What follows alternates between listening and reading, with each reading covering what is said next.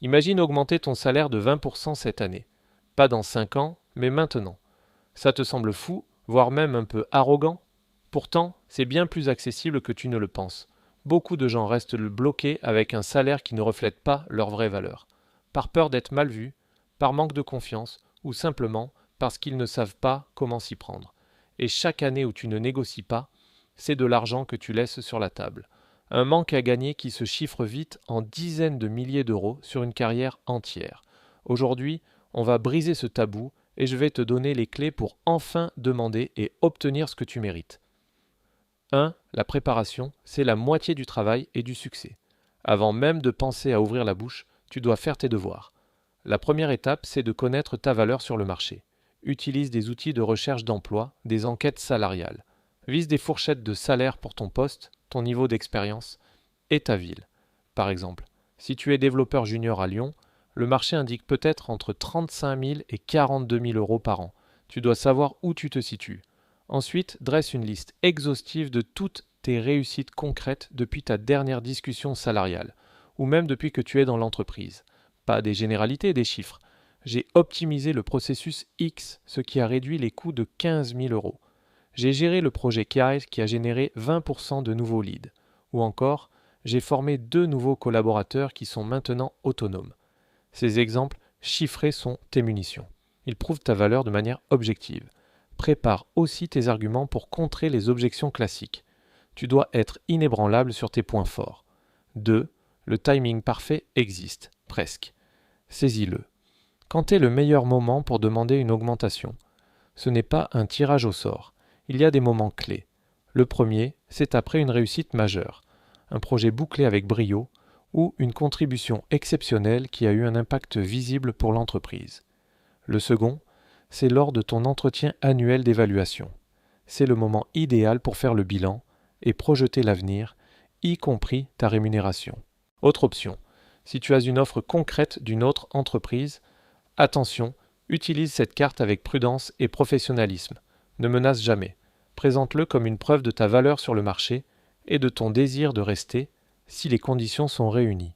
Évite de demander une augmentation en pleine période de crise de l'entreprise, de restructuration ou quand tout le monde est sous l'eau avec une charge de travail énorme.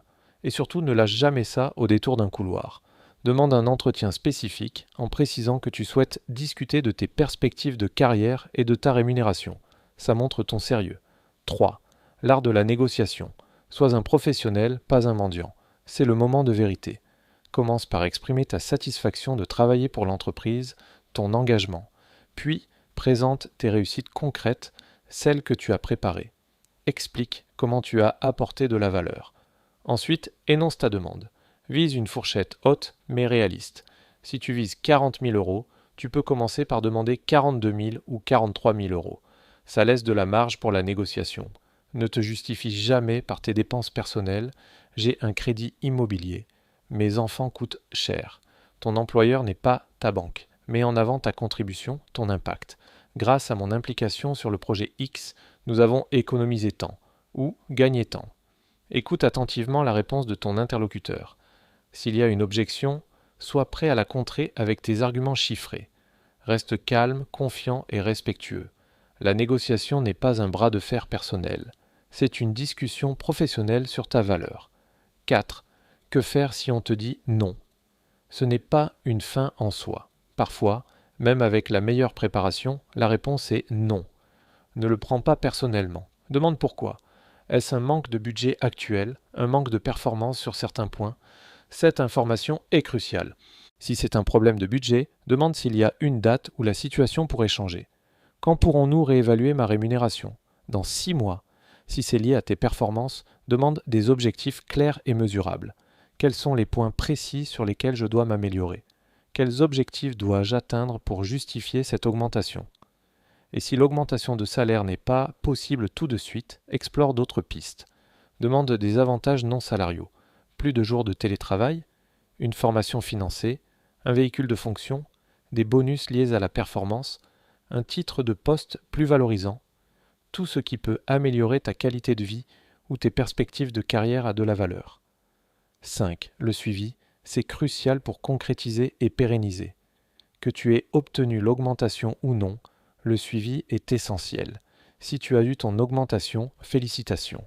Maintenant, maintiens un niveau de performance excellent. Justifie cette confiance et cet investissement de l'entreprise. Continue à prouver ta valeur, à être proactif. Si tu n'as pas eu l'augmentation, mais que des objectifs ont été fixés, suis-les à la lettre. Documente tes progrès. Atteins ou dépasse ces objectifs et relance la discussion au moment convenu, avec des preuves irréfutables de ta réussite. Envoie un mail de remerciement après l'entretien, résumant les points abordés et les actions convenues. Ça montre ton professionnalisme et crée une trace écrite. Le fait de documenter tout ce processus est une sécurité pour toi. Négocier ton salaire, c'est bien plus qu'une simple discussion sur l'argent. C'est prendre le contrôle de ta valeur professionnelle. C'est un muscle qui se développe.